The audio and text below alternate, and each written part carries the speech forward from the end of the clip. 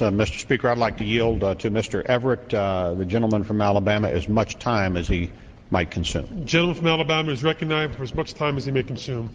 I thank my ranking member, combat veteran from Vietnam and a great American. Mr. Speaker, I come to the floor today to pay tribute to my ranking member and to the service of all men and women and the chairman, all men and women who are serving in the armed forces, and those who have prior service, many who serve in this distinguished body, and thank goodness. I say thank goodness because I find that in this body we have too few people who've ever worn a uniform, but we have an awful lot of opinions about how to wear a uniform. We've heard from many of these members on both sides of the aisle. Some served in Vietnam, some in the first Gulf War, and some in the war that we're currently fighting in Iraq and Afghanistan.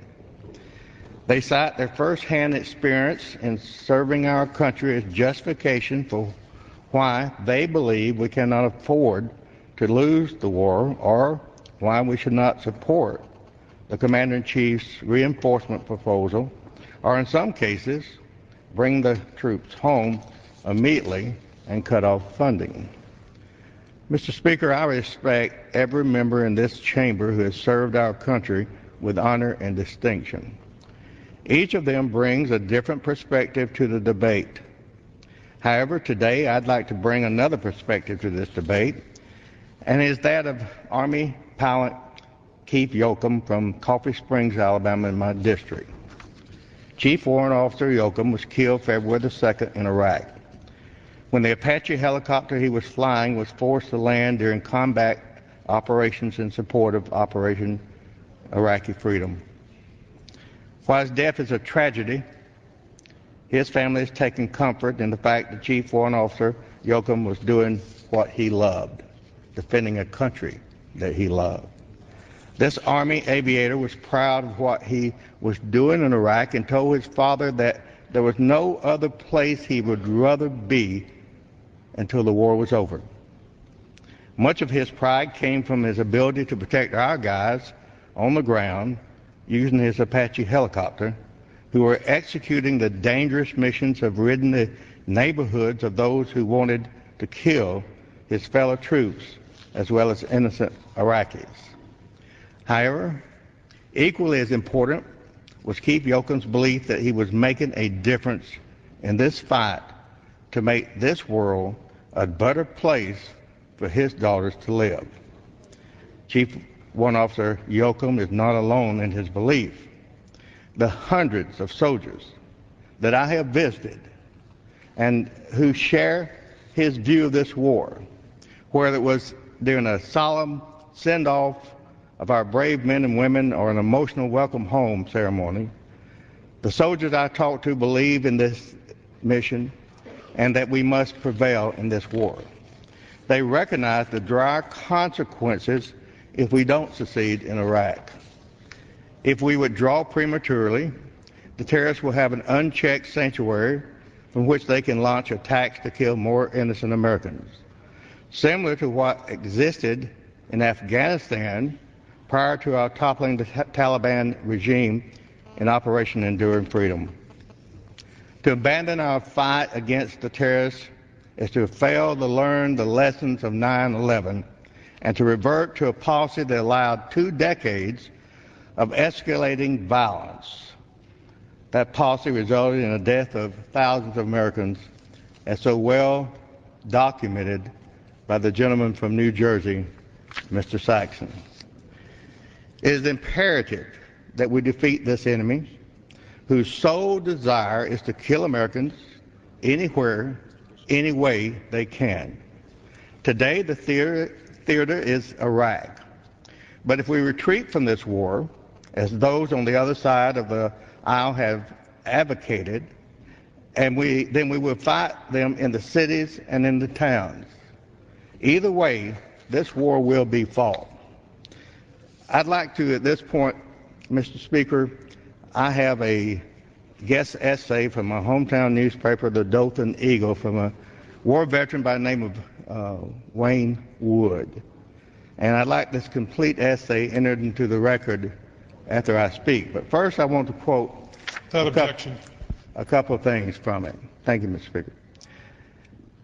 This is, as I said, from a former combat veteran, Wayne Wood. As I watched the current debate over Iraq, of the war in Iraq, I remember sitting in a day room in Fort Sill, Oklahoma, with my buddies and watching the collapse of South Vietnam and Saigon in 1975. I was thinking of, and I know my buddies were thinking of, all the guys we knew who had gone over to fight for the Vietnamese who didn't come back. We cursed the ARVN soldiers as cowards because they would not stand and fight for their country. We were angry that their sacrifice of these good, no great Americans was in vain. It was only years later that I learned, to my dismay, that it wasn't the ARVN who betrayed my fellow soldiers' blood. It was their very own elected representatives in Congress who voted to cut funding for the defense of the Republic of South Vietnam. We were told the Iraqi situation is unwinnable. We were told that we had lost the war in Vietnam. After the Tet in 1968, Walter Cronkite, the most trusted man in America, went on the air and said so. Americans said, if Walter said it, we've lost it, it must be so. Now our media and others, some in this body, tell us the same thing. We are being told how helpless the situation in Iraq. What about the American people? What are the American people supposed to think? But the picture I got from former students who have served in Iraq tells another story. They're frustrated about the good things that are happening in Iraq that aren't being shown. That the people only see the bad.